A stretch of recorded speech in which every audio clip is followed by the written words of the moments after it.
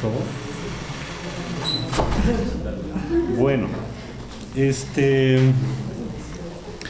yo voy a presentarles un puñado de tesis sobre el populismo. Voy a sostener, evidentemente, la pertinencia de retomar el concepto de populismo para la caracterización de estos gobiernos denominados progresistas. Y esto implica también establecer un cierto lazo de continuidad con experiencias que se han dado en el pasado bajo este apelativo en América Latina, ¿no? Continuidades y también diferencias. Y señalar también de partida que aquello que en América Latina se ha denominado populismo no tiene mucho que ver con otros populismos de los que se ha hablado en otras partes del mundo. Por ejemplo, el populismo ruso al que se enfrentaba Lenin a fines del siglo XIX y principios del siglo XX, o los populismos norteamericanos del Partido Agrario o incluso del New Deal de Franklin Roosevelt. De manera que esto que acá en América Latina se llamaba populismo es una expresión particular, ¿no?, de algo que vamos a tratar de explicar en esta breve presentación. Como ustedes saben, ha habido una interesante discusión sobre la temática del populismo a partir del aparecimiento de estos gobiernos progresistas con posiciones diferentes, ¿no? Una es evidentemente la posición liberal de derecha, pero esa la vamos a desechar de la consideración porque toma el populismo básicamente como un término peyorativo, como un insulto, ¿no? Y aquello que insulta ni describe ni explica nada, por lo tanto resulta inoficioso detenernos en él.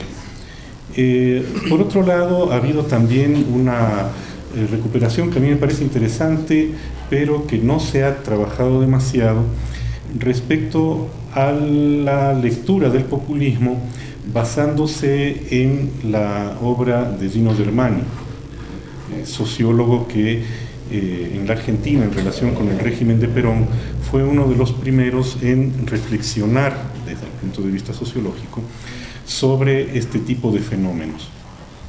Ahora, a pesar de que no son muchos los autores que han retomado explícitamente el andamiaje teórico de Germani, uno de ellos es Cancino en México, sin embargo yo tengo la impresión de que muchos de los autores que desde una posición supuestamente de izquierda, supuestamente progresista, analizan a estos regímenes con el apelativo de nacional populares, en realidad están recayendo en la definición de lo nacional popular de Germani antes que en la de Gramsci, a la cual explícitamente se refiere.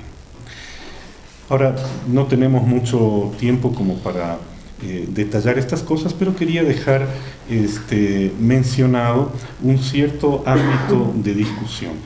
Y me parece también necesario remarcar las posiciones mantenidas por Laclau, que más allá de su teoría social, ustedes saben que Laclau rechaza cualquier referencia a estructura social, a sistema social, incluso a veces hasta a sociedad. De todos modos, creo que apunta a uno de los elementos fundamentales que tienen que ver con estos regímenes, que es el hecho de que se convierten en un espacio de construcción política del pueblo, ¿no? Y me parece que allí está efectivamente uno de los desafíos centrales planteados por los regímenes populistas. Y entonces vamos ahora a tratar de analizar. Yo voy a hablar de las tesis más o menos en general y voy a ir poniendo algunos ejemplos. Por comodidad y por facilidad de comunicación voy a poner ejemplos de la experiencia ecuatoriana reciente. Este tipo de regímenes, que sostengo que deberían ser catalogados como populistas, surgen en un vacío, ¿no? O sea, el surgimiento, el momento histórico en el que surgen estos regímenes es un vacío, pudiéramos hablar de un vacío político, ¿no? Este vacío político está caracterizado en primer lugar por lo que Agustín Cueva llamó crisis de las fórmulas de dominación. Entonces, en el periodo previo al surgimiento del populismo, las fórmulas de dominación burguesa que se habían ensayado en el periodo precedente van fracasando una tras otra y se van convirtiendo en incapaces de sostener la dominación de la clase dominante. Para el caso ecuatoriano, antes de Correa, es evidente, ¿no? O sea, en este escaso periodo de tiempo, bueno, escaso y no escaso, son 25 años finalmente, se ensayaron y fracasaron las fórmulas de derecha conservadora con Febres Cordero y con Sixto Durán Ballén, se ensayaron y fracasaron las fórmulas de lo que se llamó en aquella época el centro izquierda, de la socialdemocracia con la izquierda democrática, y la democracia cristiana con la democracia popular, y se ensayaron y fracasaron también las fórmulas de un cierto populismo neoliberal con Abdalá Bucaram y Gutiérrez, y Noboa hubiera sido otra expresión de esta misma corriente. El fracaso de las fórmulas de dominación de las clases dominantes tienen que ver con varios factores, vamos a señalarlos brevemente. Por un lado, los disensos al interior de las propias clases dominantes, básicamente por los desacuerdos en torno a la apropiación de los beneficios del modelo neoliberal.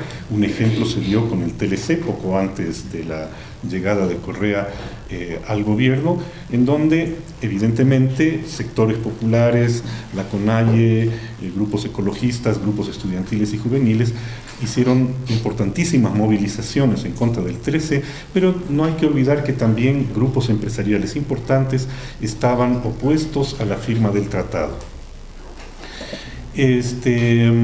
Hay que añadir a estos disensos en la clase dominante los efectos que causaron las políticas neoliberales en la conciencia social, ¿no?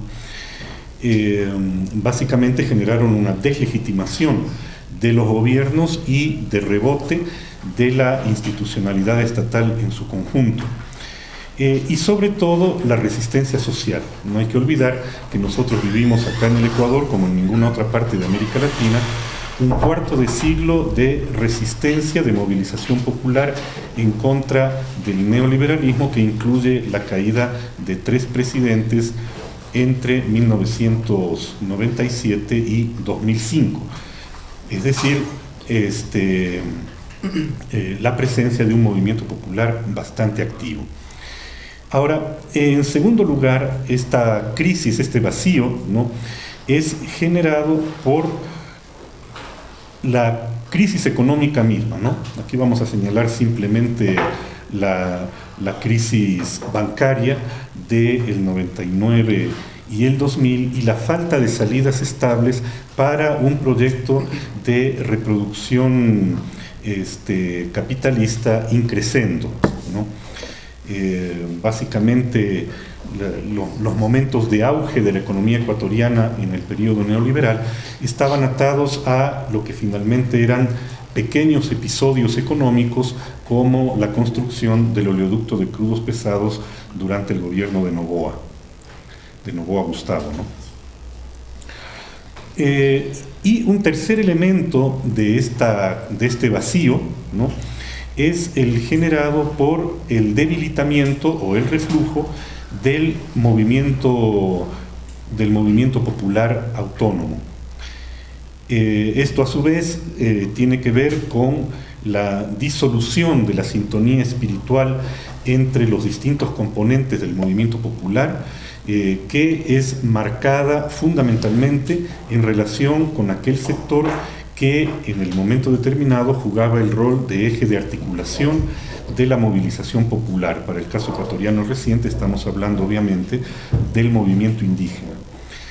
Junto con esto hay una pérdida de horizontes políticos en general del movimiento popular, y lo que podríamos llamar finalmente una crisis de dirección política del movimiento popular. entre lo cual tiene que ver la persistente crisis de la izquierda que acompañó todo el periodo de retorno a la constitucionalidad. Este debilitamiento del movimiento popular autónomo, por lo tanto, no puede evitar la decadencia de amplios sectores de las clases subalternas a la condición de masa incapaz de representarse a sí misma, ¿no? Hay allí también elementos diversos que tienen que ver con esta crisis de dirección política del movimiento popular que hablábamos antes, pero también con la fractura que se crea en el movimiento popular y también los cambios en las estructuras de clases provocadas por la implementación del programa neoliberal que básicamente fragmentaron a la sociedad y fragmentaron también a las clases sociales, generando, digamos, una atomización de las clases sociales. En consecuencia, unas masas que han caído a esta condición de incapacidad de representarse por sí mismas, buscan expresarse en un poder fuerte, ¿no? Lo que sueñan como salida es un poder fuerte, un Estado concentrado, autoritario y disciplinador que está en capacidad al mismo tiempo de representarlas y de dominarlas. Eso es Correa, por si acaso no se dieron cuenta. Ahora bien, este poder fuerte, ¿no? Este Estado fuerte aparece a los ojos de las masas dispersas personificado, ¿no? Es decir, expresándose en una figura de una persona, en un líder, en un caudillo, ¿no? Que es el que aparece representando el conjunto de las esperanzas y expectativas sociales. Esto es una suerte de, en términos psicoanalíticos, podríamos hablar de una proyección, ¿no es cierto? O sea, ante la incapacidad de resolver los problemas por uno mismo, uno tiende a proyectar en otro, que tiene una imagen aparentemente superdotada, esa capacidad de resolver los problemas. Ahora bien, este líder o caudillo, ¿no es cierto?, expropia de este modo toda posibilidad de representación autónoma de las masas y así tiende a profundizar y a perpetuar las condiciones de vacío, sobre todo desde el punto de vista de la representación popular, ¿no?, del vacío que le dio origen. La concentración simbólica de la representación en el líder va acompañada y es inseparable de la progresiva concentración del control de todo el aparato estatal en manos del líder y del caudillo. Este es un proceso que puede tomar más o menos tiempo según las condiciones específicas de que se trate, pero que básicamente se va procesando a través de una sucesión de pequeños golpes de Estado que el caudillo da contra toda la institucionalidad estatal burguesa. Si nosotros miramos cómo Correa fue construyendo este poder que actualmente concentra en sus manos, vamos a ver que en un principio dio un pequeño golpe de Estado en contra del Congreso a través del Congreso de los Manteles, que posteriormente, junto con eso, da un golpe de Estado a todas las instituciones estatales que habían sido nominadas por el Congreso, el Tribunal Supremo Electoral, la Corte Suprema de Justicia, etcétera, etcétera, que paulatinamente van cayendo todas en manos del caudillo. La Asamblea Constituyente remacha este proceso, pero no lo termina, ¿no?, porque en el periodo posterior a la Asamblea Constituyente, sobre todo a partir de 2010, Correa inicia una nueva sucesión de pequeños golpes de Estado en contra de la institucionalidad creada por la propia llamada Revolución Ciudadana. y entonces somete a su voluntad a las distintas instituciones estatales que fueron creadas por la Constitución de Montecristi. Pudiéramos dar la lista, pero será muy largo. La idea esta, diré entre paréntesis, la idea esta de los pequeños golpes de Estado es el término que Marx utiliza para explicar cómo Luis Bonaparte fue consolidando su dictadura. El resultado de este proceso de concentración es un Estado fuerte, lo que los ideólogos del gobierno denominan la recuperación del Estado, ¿no?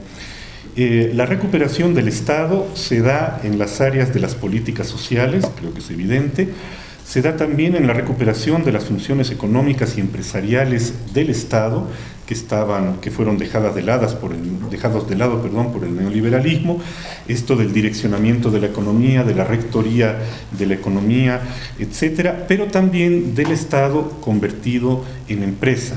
Entonces ahí podemos ver los ejemplos de Petroecuador, los ejemplos de la CNT, los ejemplos del Banco del Pacífico, del BIES, etcétera.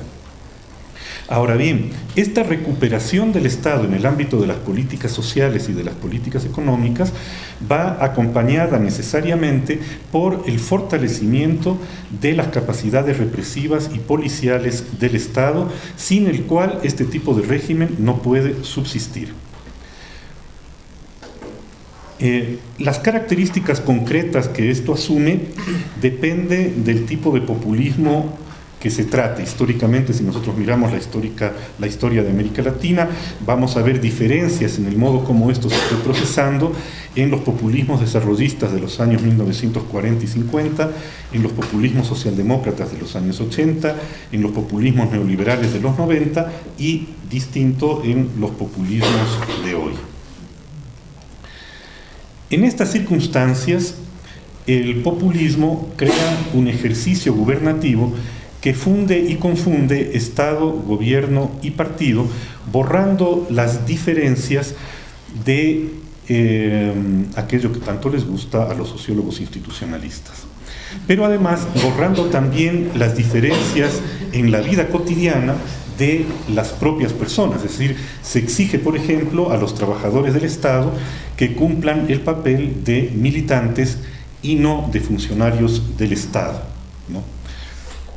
Lo cual es un evidente atentado contra la democracia, dicho sea entre paréntesis. Ahora bien, surgiendo de una crisis de hegemonía de la clase dominante, el régimen populista no está atado, por lo menos de un modo directo e inmediato, a una o a otra fracción de la burguesía. Y es esta situación, que además está vinculada con el respaldo de masas que veremos luego y con la situación internacional que también veremos enseguida, es esta situación la que le permite representar de mejor manera los intereses estratégicos del gran capital. Es decir, hay que entender que la mejor manera de representar los intereses del capital es que el capital no sea el que ponga el gobernante él mismo. No representa o no está atado a los intereses de una u otra fracción de la burguesía, pero en cambio propicia un reordenamiento de las relaciones de fuerza al interior de la clase dominante, ¿no? Y creo que esto en el Ecuador es bastante claro, sobre todo si miramos la pérdida de peso económico y político que ha tenido la fracción bancaria de la burguesía en beneficio de otros sectores del capital.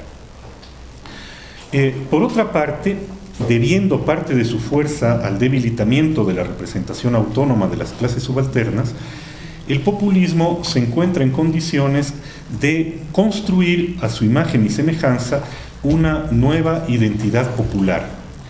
Pero para hacerlo debe crear una profunda fractura entre los componentes del pueblo y al mismo tiempo destruir al pueblo que venía constituyéndose de modo autónomo antes de su llegada, ¿no?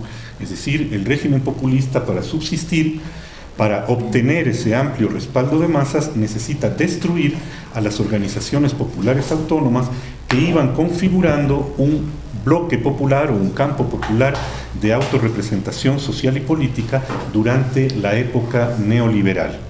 Y esa es la razón fundamental para el ataque tan virulento y tan constante de Correa en contra del movimiento indígena, que fue el eje de la articulación social en el último periodo, de los trabajadores públicos, porque sus sindicatos fueron de los pocos que no fueron reducidos por el neoliberalismo, de los maestros, de sectores estudiantiles y de los grupos ambientalistas, que de alguna manera constituyen elementos fundamentales de la articulación popular del periodo anterior. Esta destrucción del movimiento popular autónomo es una de las características fundamentales del populismo. No puede haber populismo sin destruir el movimiento popular autónomo. Lo lamentable es que sean sectores de izquierda los que se le están acolitando en este esfuerzo. Ahora bien, junto con la destrucción del movimiento popular autónomo, el gobierno, el régimen populista, ensaya todo un conjunto de políticas adicionales. Entre ellas, las concesiones que se hacen a las clases subalternas, la atención a ciertas demandas reales, evidentemente, creadas, profundizadas y al mismo tiempo postergadas en la época neoliberal, las políticas sociales, el aumento salarial, etcétera, etcétera, el tema de la salud, el tema de la educación, más allá del modo en que lo está haciendo. Y esta combinación de factores es el modo específico que tiene el populismo de disputar el espacio de lo nacional popular, es decir, el espacio de construcción política del pueblo. Toda esta compleja situación, tanto económica como política y social, se combina por lo general con la existencia de una fase, un periodo, una coyuntura, habrá que ver, de crisis de hegemonía en el capitalismo global. Es un poco a lo que se refería Daniele en su intervención. Esta crisis de hegemonía del capitalismo global permite que este tipo de gobiernos puedan por lo menos discutir las condiciones en que se producen los términos de la dependencia. Es decir, no se trata de que sean gobiernos que recuperen la soberanía. Es decir, lo que hacen es renegociar, si ustedes quieren, los términos de la dependencia, tanto con las potencias todavía dominantes, pero que muestran un cierto declive, como con las potencias imperialistas emergentes. Dado que esta combinación de factores crea un mayor margen de maniobra para los gobiernos de los países dependientes o periféricos, ¿no? Con todo esto, el populismo puede dar forma a su particular modo de resolver la autonomía relativa del Estado de que hablábamos antes. Para cerrar todo eso, como conclusión, pudiéramos decir entonces que el populismo es una variante específicamente latinoamericana del bonapartismo, ¿no? Una variante que surge en una situación de grave crisis de hegemonía de las clases dominantes y que tiene por principal función y papel político la recomposición de la hegemonía burguesa para un proyecto de modernización capitalista con respaldo de masas. Y hasta allí.